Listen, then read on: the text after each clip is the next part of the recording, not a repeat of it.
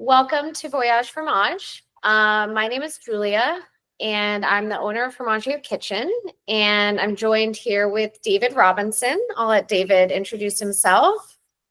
Hi, everybody. I'm David Robinson. Um, I am, I don't know, I guess technically I'm in charge of our international buying and logistics, et cetera. And I've been working with Julia for the last 17 years. And we started traveling together, and one of our trips was Belgium. And so here we are. Here we are. And so that's actually how I think this is probably one of the most exciting months for me. We're really, we were really inspired when we went to Belgium. David, remind me when we went to Belgium. We were there the end of February. The end of February, yeah. And we traveled around. It was my first time in Belgium. We'd actually talked the last several years about going to Belgium specifically to meet with our cheese affineurs, our cheese makers that we work with there, because we actually do bring in a lot of cheese from Belgium. And it's something I think we've taken for granted for many years, that all these incredible cheeses are coming to us from Belgium. And, you know, we tend to go to France a lot, or Italy a lot, or Spain. And we really wanted to set time apart to go to Belgium to kind of show how important these relationships are to us. And it was so inspiring. And that's really what that's where we drew the inspiration for tonight's tasting, because actually a bunch of the things we're tasting tonight, we discovered while we were there. And so we're really excited to share it with you. Does everybody have all of your cheeses laid out, I'm assuming? Awesome. I've got thumbs up. So we are going to start with cabriolet. And that is our nice bright goat cheese. I have smaller pieces because I had to share with my husband. So he's off eating his part. The next cheese we're going to do is Farmdal. And this is the one with the sort of waxy purplish rind. The third one we're going to taste is Cabricharme. And this is the one that you have the digital card for. This is the one that's nice and soft and squidgy, with a nice bright paste in the middle. And then last but not least is Nettlekost, which is going to be very, very easy to see what it is because of all of the things in it. All right. What's a digital card? So we were originally going to do a cow's milk version of this cheese. And we were sent the wrong cheese. And so because we already had the cards printed for the cow's milk, we wanted to still send you the information, like, you know, the little cards that you get. No, we love the card thing, but I was like, oh my gosh, we've aged out of the card situation and we're in some new digital thing that I'm not going to be able to do. But okay, good. We're good. No. Thank you. No, it's all fine. Really, I'm someone who still writes everything by hand, and David does as well. So we're very pro the tactile cards to have, to be able to kind of save the ones of the cheeses that you love so that you can always remember which ones they are.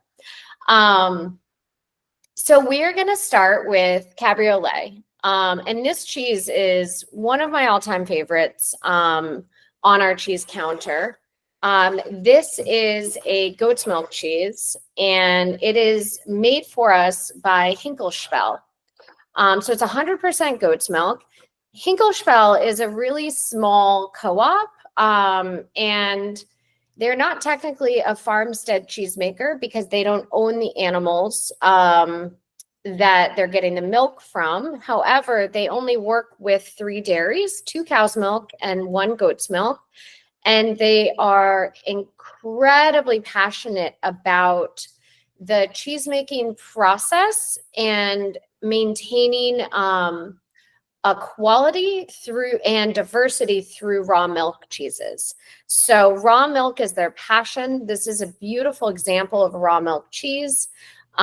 This is technically speaking a wash drying cheese. And that's, you will see it's not going to be super pungent, but you can see through the color of the rind, just a little bit of that orange color. There's a little bit of mold development over it, which is white, which is super common in the aging of cheeses. It's like the same type of mold you'd find on a brie cheese. All that white fluffy mold is mold. And so, but underneath that is what originated from washing the cheese and originally in the brine of the cheese. And we haven't actually in any of our Voyage fromages talked about brining cheese. And that's something that really blew me away when I first, when we were touring this facility and looking at the cheese making process. And we talk a lot about the milk and the origin, and that's so critical, so important.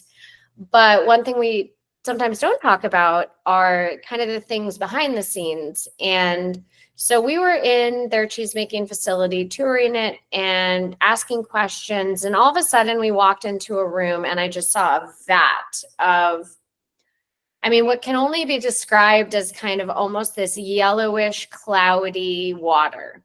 And it really looked like, you know, for me, it was like the fountain of life. It was a really amazing sight. And I said, is that what I think it is? And he said, yes. And I said, how old is it? And he said, 40 years old. And that was their brine.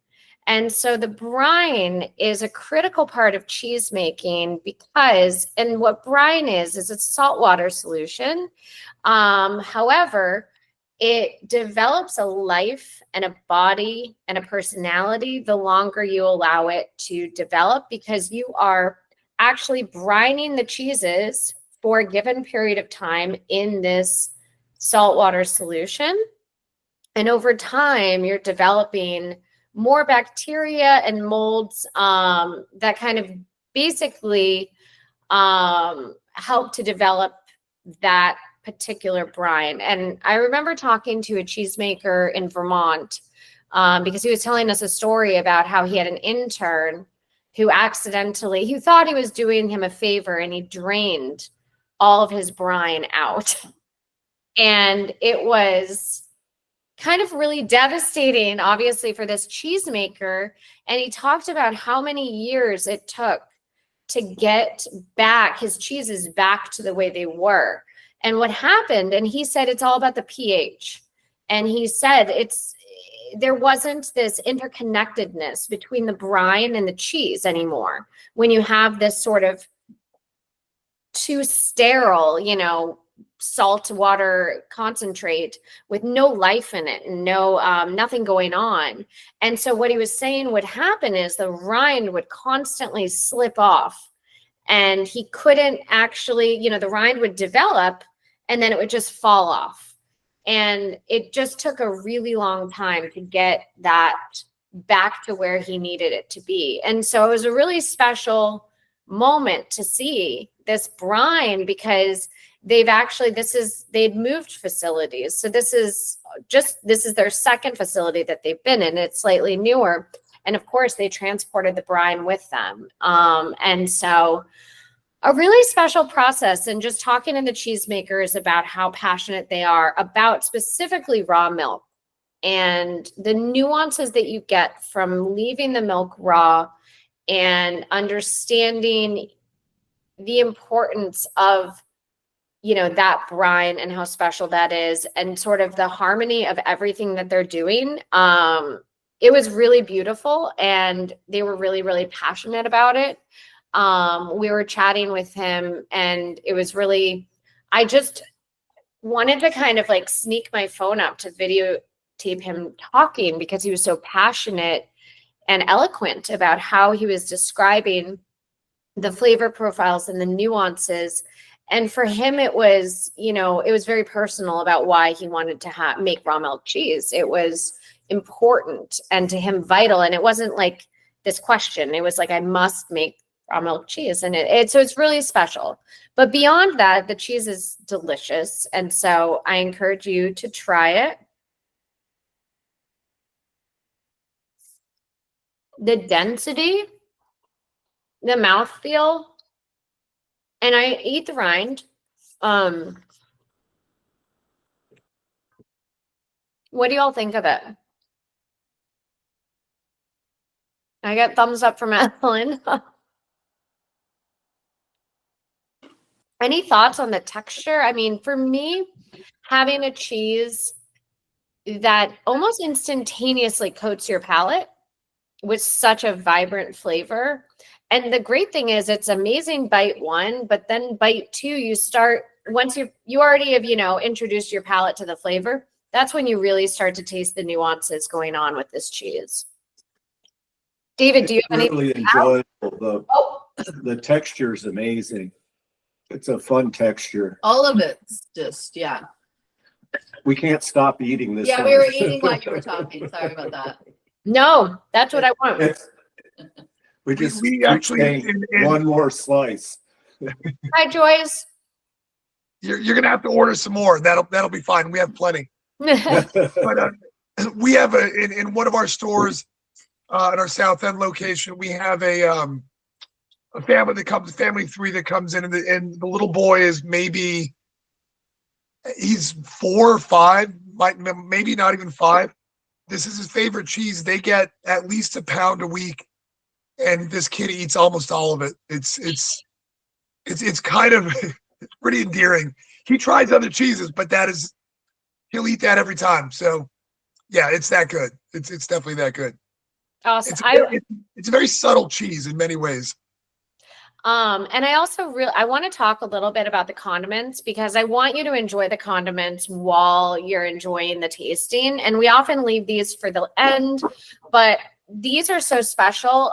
These are the first time we've imported these into the US. We wanted to do it specifically for this class. We tasted, so we have 2 things. Instead of crackers, we gave you this bread, which I've already eaten a nice chunk of. And the reason we did that is when David and I were tasting cheeses in Belgium, this is what they served the cheeses with to taste it. There were no crackers. There was not a baguette or anything like that. They sliced up this exact bread.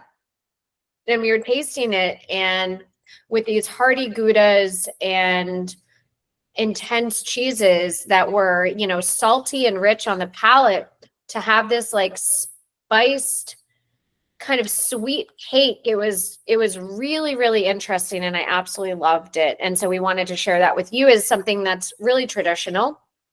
And then of course, we drank a lot of beer when we were in Belgium, and beer is what you pair with cheese in Belgium.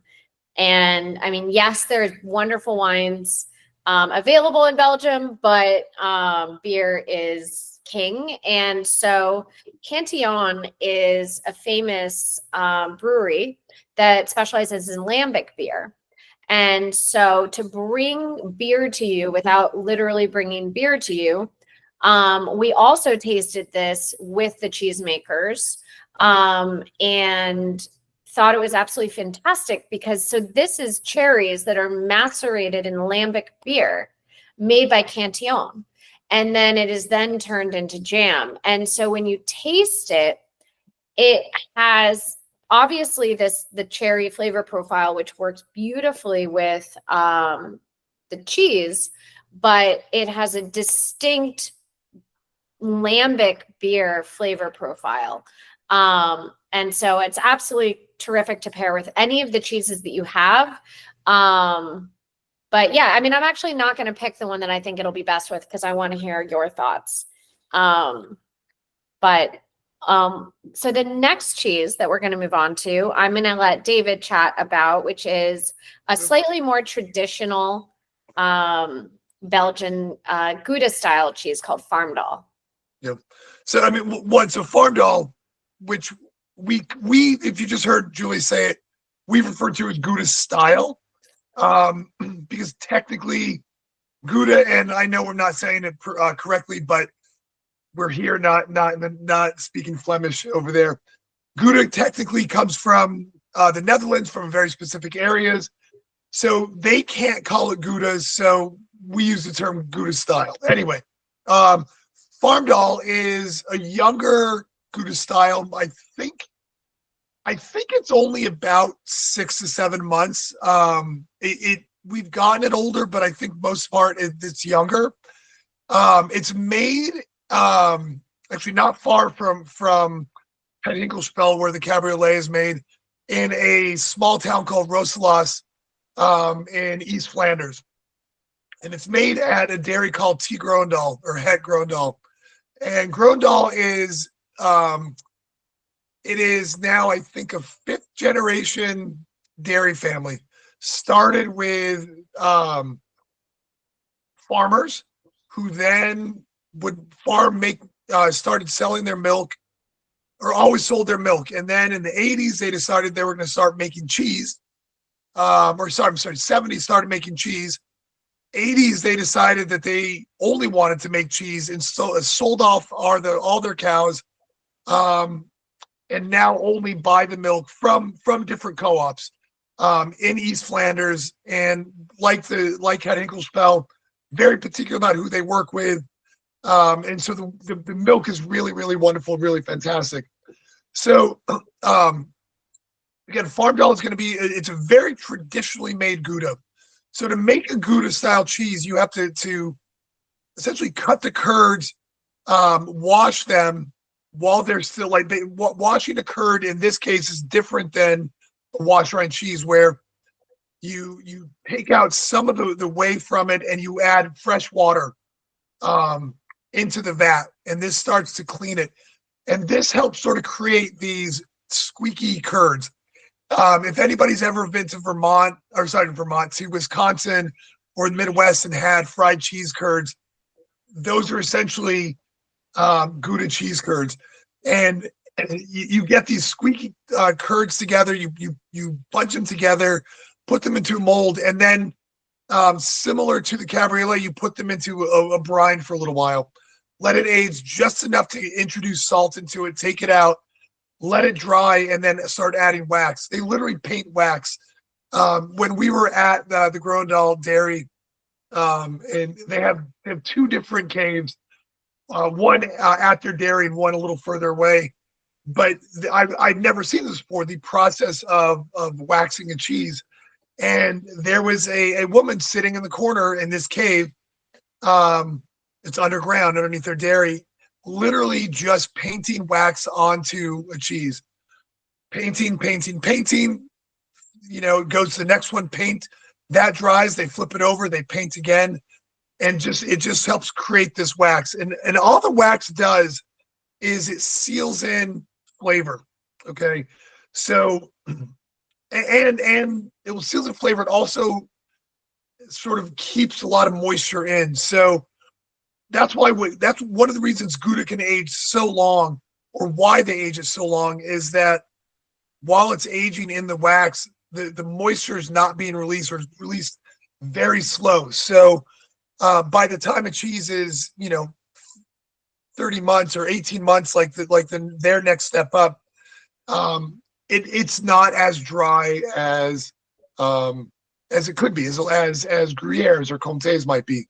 As that's why you can get these 40 and 50 month age Goudas all the time. Now, Farmdal again is young, and though the milk is pasteurized, and Groendal will only use pasteurized milk at this time, they like a lot of people who buy milk just feel it's their only way they can ensure that there's no problems. Smaller dairies have to worry about any issues and any problems, and so what they do is they protect themselves anyway. And so Groendal decided years ago that they were going to use pasteurized milk. So in this case, this is pasteurized, but the quality of the milk is so high. The land that these cows are grazing on is very, very green, and very, very fertile land. And so you get these, like in this case, the Farmdal, which if you haven't tried it, please do.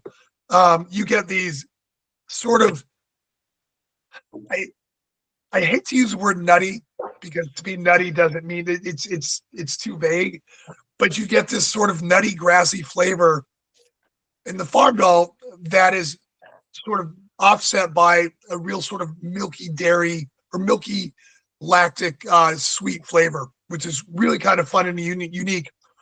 It also very much smells of that area. If anybody's ever been or hasn't been, you should go at some point. East Flanders is one, if you're a World War I buff, it's the only place to go.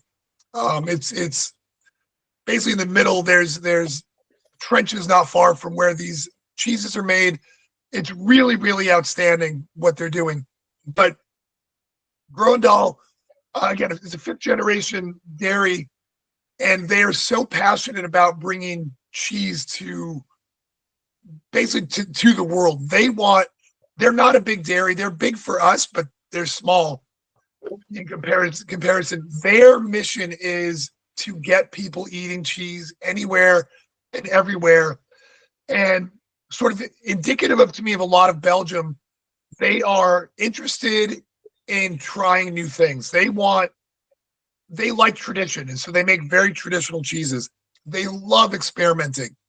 They want new and different, and this progressive idea that we can do tradition and we can be moving forward at the same time.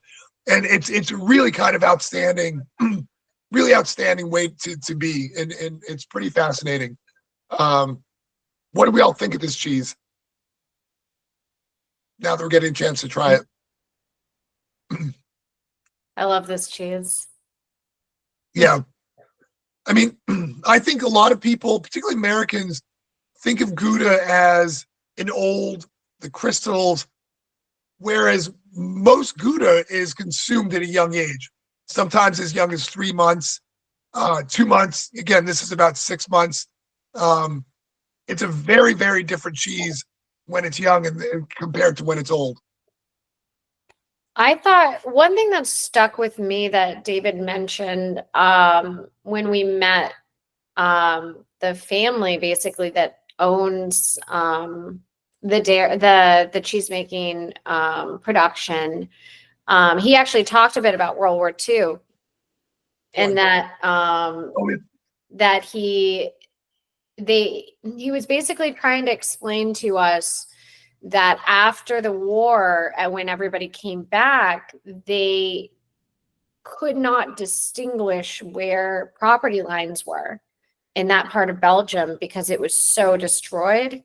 And it was, to me, he was talking about this like incredibly traumatic, family past history and experience where they had to basically within the community create new boundaries for their properties and rebuild everything from scratch.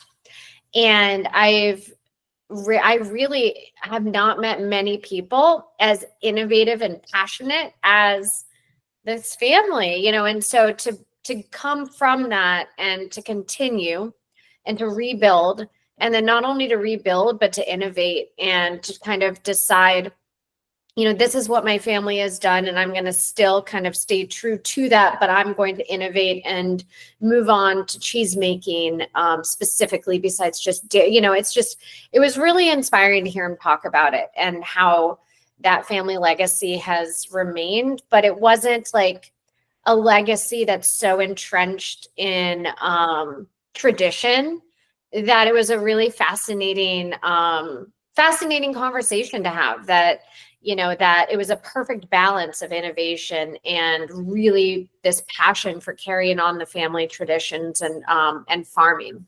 and cheese making and sort of being connected to what they were doing originally. So I don't know if I've described that very eloquently, but he was really, really a fun person to talk to. And yeah, it really made me kind of change my view of that entire area and the cheesemakers there, and kind of what they went through, and to kind of rebuild at that period. So sorry. The perils of the job. That's not an easy cheese to talk to eat while you're talking. and I mentioned that it's a bigger dairy for us, small dairy for a lot of things. It's still a family owned and run dairy. We met Jean-Louis, who is the Subway, not Jean-Louis. Why am I blanking on his name, Julia? Now you've got me. Anyway, we met the son, and then we met his parents, who are still active in everything. They're not making, they don't necessarily make the cheese anymore, but they are they're watching, they're working with everybody. They're going back and forth. One of the brothers is in charge of the milk when it comes in. They have, even though they want to grow, they don't want their family out of it. It's really interesting to see how passionate this family is about what they do, and willing to grow the business in ways that a lot of people wouldn't. It's pretty fascinating. Do we like this cheese?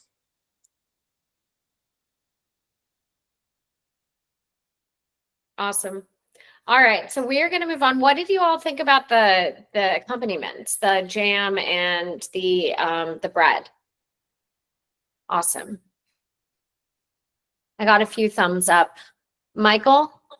The bread is unusual. Yeah, It is. It's like It's very sweet. and It has so much going yeah, it's on. like a lot in a bread. So it really is similar to pain d'épices, which you get in France, but it's sweeter. Usually the French version has more spice and less sugar. And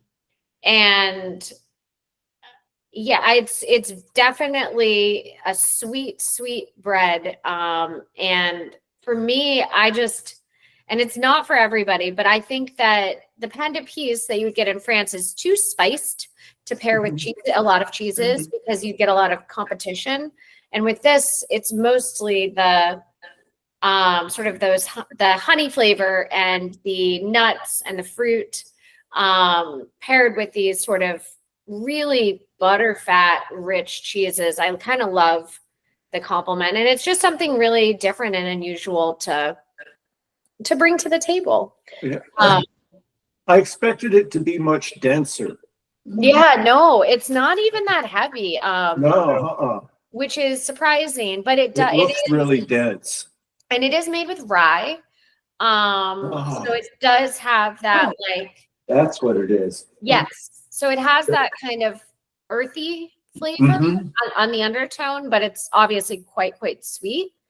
But yeah, it's not as dense as you'd expect from like some of the German breads that you opt that are like a brick, like a Baltic rye or something like that. But not even as dense as pain d'épices. The French. Yeah, the French one is denser, but you can always put a giant pat of butter on this and put it in the toaster, and I'm sure you'd be happy as a clam. So that's the other method. And the Cantillon jam, I mean, for me, I'm actually not a huge beer drinker, but I appreciate how well beer pairs with a lot of cheeses. And so I kind of loved that combination of getting the essence of beer without drinking a beer per se. What did you try it with any of the cheeses? Yeah. Okay, good. All right. I think it tastes totally different with each cheese, which I found, a little surprising. That's awesome. And that's truly the point of a good pairing is not only like each item should taste. When I talk about doing a pairing, I always say try each item individually, and I break it down to one flavor profile. Basically the first thing that pops into my head of what I think that thing tastes like. And then I marry them together. And the question is, are you getting any of those original flavors that you tried, or are you getting something totally new? Because ideally you're getting something completely new. What's really fun is putting strong flavors against strong flavors, so that you can actually and they end up almost canceling each other out, so you can taste some of the undertones and the nuances that are going on in the different items that you're pairing together. So I definitely nerd out a lot when it comes to pairings. It's a lot of fun. And I think this Cantillon jam is something that now that I have an open jar, it's what I do is I'll just keep a jar on the cheese counter. And as I'm tasting cheeses, I'll taste a little bit of the jam and kind of just see how they play together. And it's really, really fun. And that's the best way to see kind of how they weave a pathway and like what flavors they work best with and play best with. So that's a lot of fun. All right. So we're doing Cabernet next, right? Yeah, Cabernet. All right. So this is the curveball of the night. We're doing Cabernet, which you don't have a little card for, so my apologies. And this is a raw goat's milk cheese from Belgium. And it is a Reblochon style. And it is going to be, I mentioned a wash drying cheese in the beginning, which is the cabriolet. And this is a more pungent version of it. And so what I want to talk about, I'm going to hand it over to David soon. But what I want to talk about is the color of the cheese and the rind and what happens when you wash a cheese. So this is considered a wash rind cheese, and it is, being a Reblochon style, it's fatter than Reblochon, to be honest. It's a very plump version. It's probably about twice as plump as a Reblochon is, but about the same diameter. And when you are making the cheese, you form the cheese into the mold, into the shape that you want it to be in. And you have several options at this choice. You can develop a rind on the cheese, or in this case, you can wash the cheese and inhibit a rind developing, or inhibit a particular rind from developing.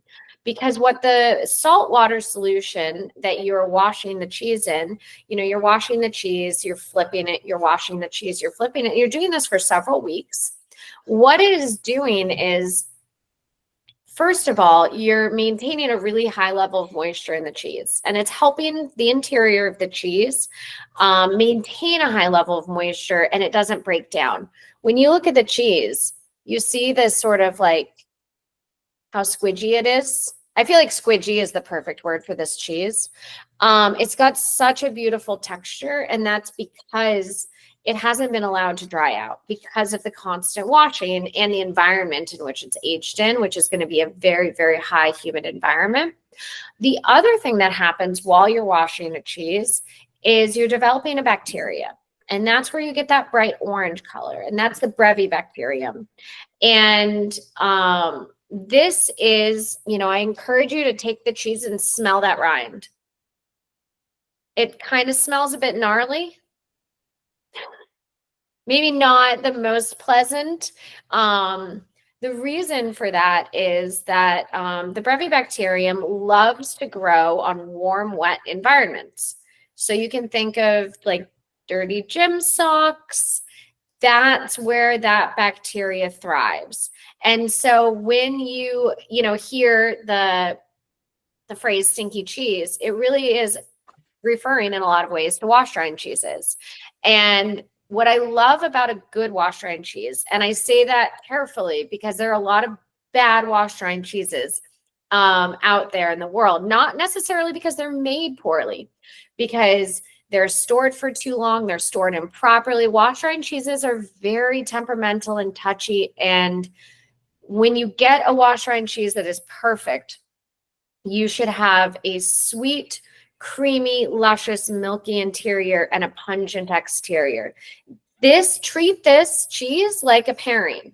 Try the paste, the interior of the cheese on its own, and then try a little bit of the rind on its own, then try them together. And you should get this sort of really cool, harmonious mixture of a little bit of funk and a lot of creaminess. And that's when you get that perfect balance. To me, that's a perfect wash drying cheese. But I'll hand it off to Dave. Sorry, I went on a little bit of a roll there, but So one of the things that is really fascinating about this cheese is washed rind cheese. What Julia is describing is a cheese that was developed in basically been invented, for lack of a better word, developed in Belgium, in monasteries and in abbeys. And when it sort of filtered down to the farmers and the peasants who started making cheeses like this, which it took a while. What would happen though is peasants would make cheeses like this and they would literally put them in the middle of the table and treat it like a protein. They didn't have meats. They couldn't afford to butcher their cows if they were dairy farmers. So this is what they would use in place of protein would be like little, not even probably like 500 gram or, like a pound cheese just right in the center. The bread, the potatoes, the whatever it is, the vegetables, and that's how they would eat it. But this cheese is made at a small co-op in Ardennes, Wallonia. So the first two cheeses we had were East Flanders, not far from the French border near Lille. That's the closest French city. This is made in the southern part of Belgium in an area called Wallonia, which is the French speaking. So the fromagerie is called Fromage Mayon, and the principal cheesemaker who visited us years ago, I don't know if you remember this, Julia, John Francois came with Peter.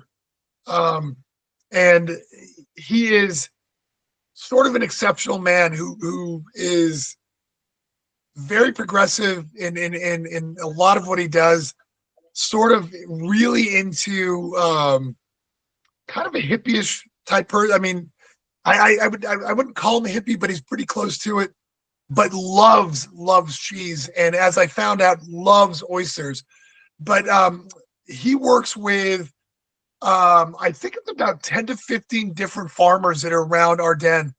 And these are all farmers who everything they do, it's all organic, it's all sustainable. Nobody is doing anything that might cause any consternation to any animals, the climate, environment, nothing. It's really, really impressive operation they have going there. And so Jean-Francois makes about 3 or 4 styles of cheese. He makes the Cabernet Charme that you're having now in that format, and then a slightly larger format, and then he makes it a little fatter as well. He makes a cow's milk cheese, a Charmois that you were supposed to get, which is really kind of fun and similar. But the calling card to me with these washed rind cheeses is that as pungent as they are, strong as they are, they're not atypical of this style of cheese. You'll notice there's almost a sweet or kind of a sweet fruit sort of flavor that pervades this. I usually sort of equate it to, if you've ever been to an orchard when apples are starting to fall and they're starting to like over ripen while they're on the ground and they start to smell, and you can smell the sugars while it's sort of dying essentially, and it's this sort of sweet pungent smell. And that's, to me, part of what this cheese has is it's a sweet pungency. And again, it's very different. If you get any, typical washed rind to me is earthy and dirty, delicious, but a very different thing. This is like, okay, flavors exploding in ways that don't exist in other cheeses. It's such a fun, different style of washed rind cheese.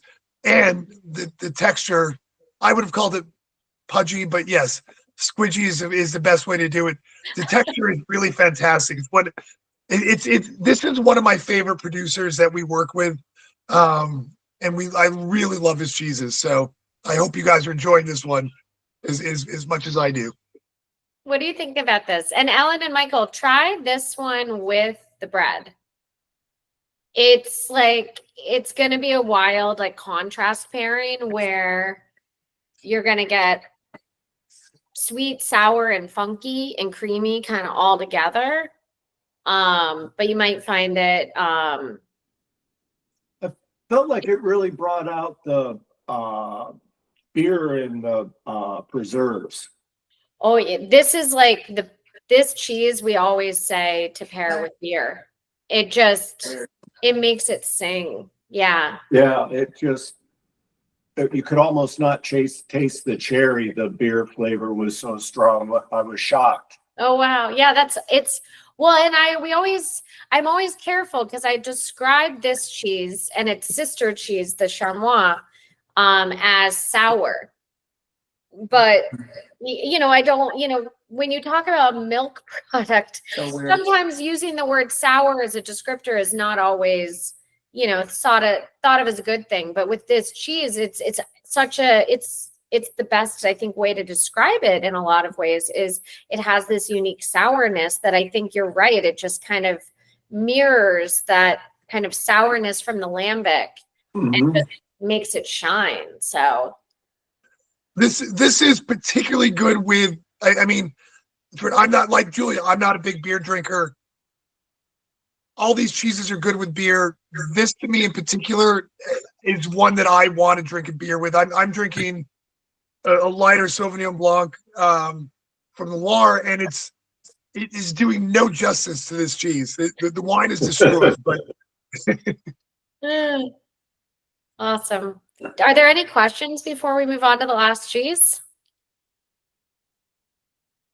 All right.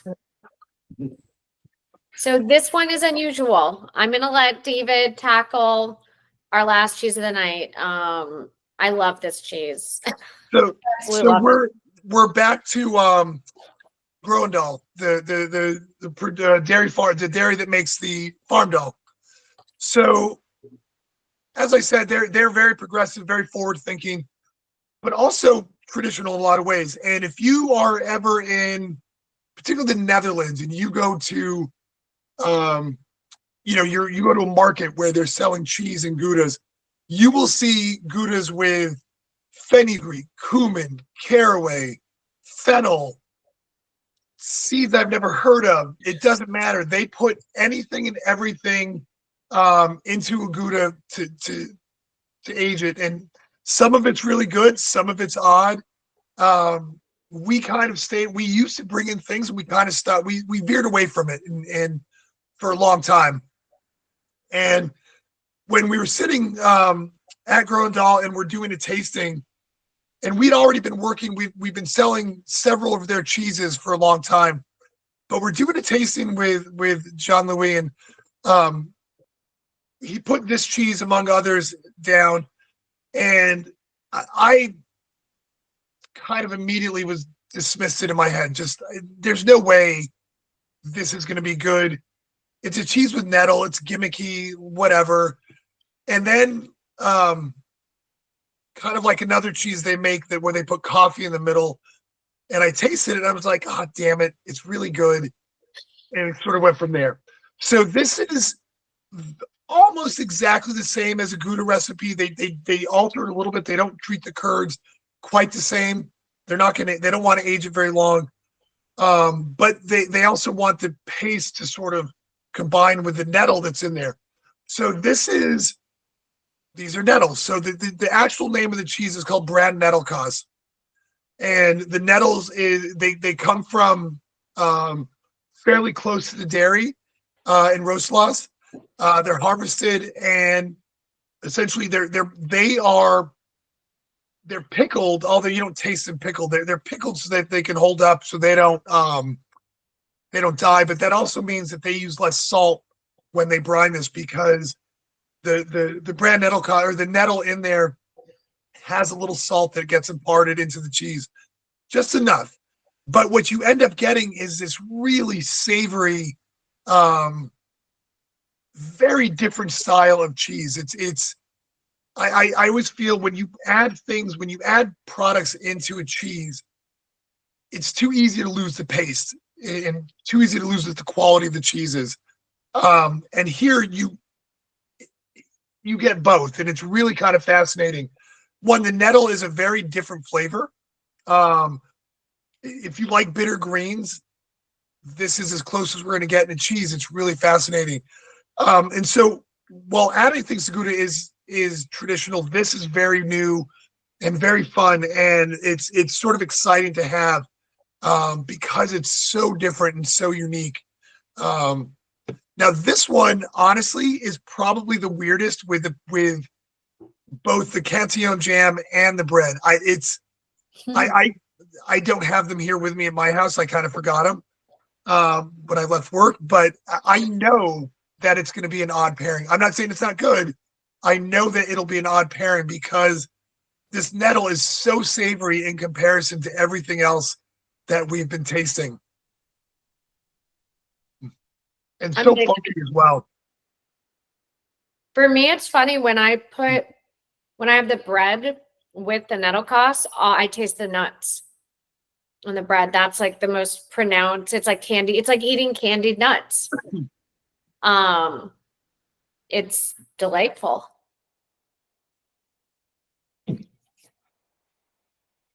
Sorry, I took too big of a bite. It has such a familiar flavor to it that I can't place. It's almost like sour cream ranch dressing kind of. Yeah. Yes. 1,000,000%. Yes. Yeah. That's like it's got this garlicky like quality. There's a really pronounced familiar scent to it. Is it sour cream that I feel like we're doing like a Jelly Belly thing, right? Like, Yeah. You're like, why does this? No, you're both right. There is a sour cream and chive. Okay. Okay. And there's which is odd because the taste is not very sour. You know, it's not. I mean, there are cheeses where there is, as Julie said, sour taste. There is no onion, there is no chive or their garlic anywhere near this. Yet this is what we're left with is that sensation of sour cream and garlic. Or sour cream and chive, sorry. I agree. It's very fascinating. I'm actually just realizing this would make, and I know this is a little bit of blasphemy, but this would make an incredible queso dip. I mean, that's the thing about cheese with things in it. There's so much diversity with cheese. You know, we have 300 cheeses at the shop right now because we're at the height of the holidays. And the majority of them don't have anything in them. But when you find a cheese that has the balance where you're not trying to hide something, where you're not trying to hide poor quality milk or, you know, a defect or something like that, and you get that balance where you taste the cheese and you taste the ingredient that you're adding, then it's a win. So we do have a few that we really, really love, and this is one that I adore. So I hope you like it. Any questions before we end our evening? No, I hope you enjoyed the tasting tonight. So next month, super excited, is going to be Portugal. Mark, our other cheese buyer, recently went to Portugal. And so he will be leading that tasting. We actually started importing a new product for the first time, which I was so happy we were able to get in time for the class, which is going to be the condiment and some really cool Portuguese crackers. So it's going to be a really, really good one. Portugal has some killer cheeses, really unique things. So it'll be a lot of fun. And then after that, we'll go from there. But unless anybody has any questions, I think we'll do it for the night. And thank you so much for joining us. We really, really look forward to these tastings. And, you know, we truly, it doesn't matter how small or large the group. It means a lot to us to talk to people about cheese, talk about, you know, how we source them and our experiences and how much we love them. And so if there's any theme that you're interested in exploring or having us explore in the future Voyage Fromage, by all means, shoot me an email. It's just Julia@FormaggioKitchen.com. And it's so much fun to map these out. We have to do it many months in advance. And, you know, we try to do our best to pivot. We're going to have another strike in January at the ports that we're kind of preparing for. But you know what? We're going to have our cave filled with cheese. So no matter what, we're going to have an awesome killer event for you. So, but if you do have any specific requests, please let us know, because we want to teach whatever you are interested in. So thank you so much for joining us on this Friday night. We really appreciate it. And we'll see you next month.